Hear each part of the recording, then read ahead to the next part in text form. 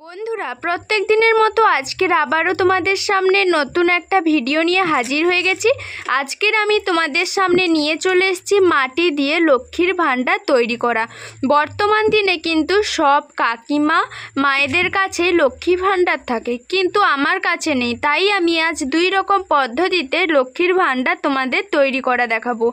প্রথমে কিছুটা পরিমাণ কাদা নিয়ে এইভাবে আমরা যখন বাড়িতে প্রদীপ করি সেই রকম একটা শেপ দিয়ে দিলাম, আর নিচের দিকটা কিন্তু চারকোনা টাইপের একটু গোল করে দিচ্ছি এইভাবে হাত দিয়ে। তো এইভাবেই কিন্তু আমাদের একটা পদ্ধতি তোমাদের সঙ্গে শেয়ার করব। তো দেখো, এইভাবে আমি তৈরি করে নিয়েছি। আবারও কিছুটা পরিমাণ কাদা নিয়ে এইভাবে হাতের মধ্যে গোল করে এইবার আমরা যেই রকম প্রদীপ করি পেছনটা গোল করে রাখি সেই রকমই এটাও আমি তৈরি করে নেব। আজকের আমি তোমাদের খুব সহজে দুটো পদ্ধতিতে মাটির লক্ষ্মীর ভাণ্ডার তৈরি দেখাবো। তো দেখো, এটার আমি পেছনটা একদমই গোল করে রেখেছি। এইবার আমি এটাকে জোড়া লাগাবো। তার জন্য এই দুটোর যে সাইড দেখছো সেই দুটোর সাইড কিন্তু আমি এইভাবে একটু মুড়ে দেব। একদমই মুড়বো না, হালকাভাবে বাইরের দিকে একটু হাত দিয়ে বের করে দেব। প্রথমটা আমি করে নিলাম, যেটা বাটির মতো শেপ দিয়ে দিয়েছি। এবার হাতে কিছুটা পরিমাণ জল নিয়ে এইভাবে এইগুলোকে খুব ভালোভাবে মসৃণ করে নিতে হবে জল হাত দিয়ে। এইবার এটাকেও আমি সাইডটা মুড়ে দিলাম, তারপর দুটোকে একসঙ্গে এইভাবে অ্যাডজাস্ট করে নিলাম। তো দেখো, খুব সহজে এটা তৈরি করে নিলাম। ছোট থেকে বড় যে কেউ একবার দেখলেই এটা করে নিতে পারবে। তো এখন এই বর্ডারটাকে আমি আরও একটু ডিজাইন করে নিচ্ছি, এইভাবে ঢেউ খেলিয়ে নিচ্ছি। তাহলে কি হয়, এটা দেখতে ভীষণ ভালো লাগে। তো এইভাবে আমি এই বর্ডারটাকে রেডি করে নিয়েছি। এইবার কিছুটা পরিমাণ গোল কাদা নিয়ে সেটাকে হাতের মধ্যে গোল করে এইভাবে একটু লম্বা আর পেছনটা একটু চাপটা করে নিয়েছি। দেখো, এইরকমভাবে আমি শেপ দিয়ে দিয়েছি। এটা কিন্তু আমি মুকুট করছি যাতে এটা দেখতে খুব ভালো লাগে। এটাকে আবার আমি এর সঙ্গে লাগিয়ে দিচ্ছি খুব ভালোভাবে। এইবার কিছুটা পরিমাণ কাদা নিয়ে এইভাবে লম্বা করে চাপটা করে দিচ্ছি। চ্যাপটা করে নিয়েছি।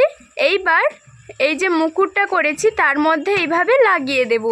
এইভাবে হাতে একটু জল নিয়ে এটা লাগাবে তোমরা, তাহলে ভীষণ সুবিধা হবে।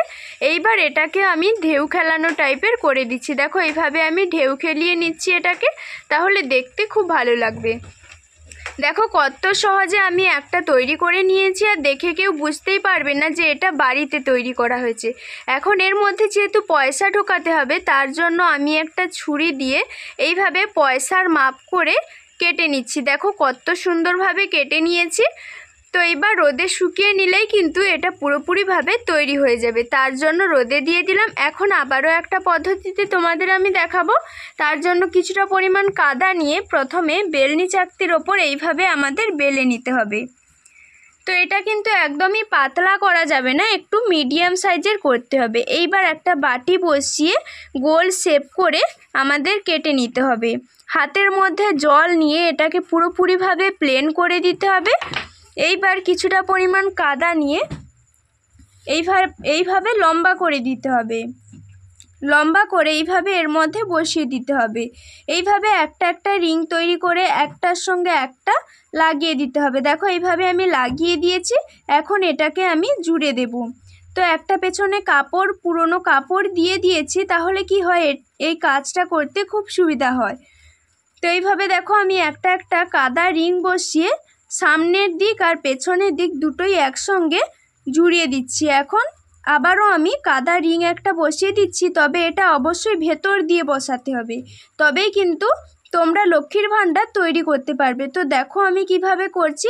প্রথমে আমি কাদা রিংটা একটা বাইরে দিয়েছিলাম, তার ভেতরে আবারও একটা কাদা রিং দিয়ে দিয়েছি। এরপর আবারও যে কাদা রিংটা দেব সেটা আবার তার ভেতরে বসিয়ে দেব। এইভাবেই কিন্তু আমাদের লক্ষ্মীর ভাণ্ডার তৈরি করে ফেলতে হবে। তো এইভাবে আমি একটা একটা করে কাদা রিং নিয়ে একসঙ্গে বসিয়ে নিচ্ছি, তবে এটা করতে একটু সময় লাগবে। তো এইভাবে দেখো, আমি খুব সহজে এটাও বানিয়ে নিয়েছি। এইবার এটাকেও আমি এইভাবে ঢেউ খেলিয়ে নিচ্ছি। আর অবশ্যই কিন্তু তোমরা হাতে জল নিয়ে একটু প্লেন করে নেবে। এবার এর মাথার ওপর ঠিক মুকুট মতো আমি একটা করে দিয়ে আগের মতোই একটু ডিজাইন করে নিচ্ছি। তো তো বন্ধুরা, তোমাদের যদি আজকের ভিডিওটা ভালো লাগে অবশ্যই ভিডিওতে একটা লাইক করবে আর কমেন্টে জানাবে কেমন হয়েছে। এখন এক টুকরো কাপড় নিয়ে সেটাকে জলে ভিজিয়ে একটু মুছে নিচ্ছি, তাহলে কি হয় এটা খুব মসৃণ হয়। এখন আবারও ছুরি দিয়ে এটাকে পয়সার মাপে এইভাবে কেটে নিচ্ছি। এটাও আমি তৈরি করে ফেললাম, দু রকম পদ্ধতিতে দেখালাম। এখন এই দুটোকে আমি রোদে খুব ভালোভাবে শুকিয়ে নিয়েছি। তোমরা চাইলে এটাকে পুড়িয়ে ফেলতে পারো আগুনে, কিন্তু আমি পোড়ালাম না। এখন এটাকে আমি কালার করে ফেলবো, তার জন্য আমি এখানে নিয়েছি সাদা ফেব্রিক কালার। তো তোমাদের অনেকেরই প্রশ্ন হতে পারে আমি এখানে সাদা কালার ইউজ করছি কেন। হ্যাঁ, আমি এখানে সাদা কালার ইউজ করছি, কিন্তু তার ওপর আমি অন্য কালারও দেবো। তবু আমি এখানে কেন সাদা কালার ইউজ করছি, আসলে সাদা কালার কোনো কিছুতে দিলে তার উপর যদি কোনো কালার করা যায় তাহলে কালারটা খুব উজ্জ্বল আসে। এখন আমি এর ওপর করে নেব, এর ওপরে নয়, এই যে সাইডে পেছনের দিকটা তার ওপর আমি ব্লু কালার করে নিচ্ছি। এইবার ওপরে সাদা কালারটা শুকনো হয়ে গেলে এর মধ্যে আমি লাল ফেব্রিক কালার দিয়ে এইভাবে চারিদিকে লাগিয়ে নেব। এখন দেখো এই যে বর্ডারটা, এটা কিন্তু একদমই ফাঁকা ফাঁকা লাগছিল, তার জন্য আমি এখানে সবুজ কালার দিয়ে একটু ডিজাইন করে নিচ্ছি। তো তোমরা তোমাদের মনোমতো কালার দিয়ে দেবে। তোমরা চাইলে শুধু সাদা কিংবা গোলাপি যা খুশি কালার করতে পারো। এখন আমি এখানে একটু ফুল এঁকে নিচ্ছি। তো দোকানে আমরা যেভাবে লক্ষ্মীর ভাণ্ডার কিনতে পাই সেগুলো কিন্তু অনেক দাম দিয়ে কিনতে হয়, আর আমাদের এখানে প্রায় কোনো খরচই হয়নি। সামান্য কিছু সময় হাতে রেখেই আমরা এটাকে খুব সহজে বানিয়ে ফেলেছি। তো কেউ দেখেই বলতে পারবে না যে এটা বাড়িতে বানানো। অনেকেই আছে এইগুলো বাড়িতে বানিয়ে তারা বিক্রি করে। তো তোমরাও চাইলে এগুলো বিক্রি করতে পারো, তবে আমি এটা বিক্রি করব না। তো এখন আমার এই ডিজাইনটা পুরোপুরি কমপ্লিট। কেমন হয়েছে কমেন্টে জানাবে। আজকের ভিডিওটা এই পর্যন্ত, এখনকার মতো বিদায় নিচ্ছি।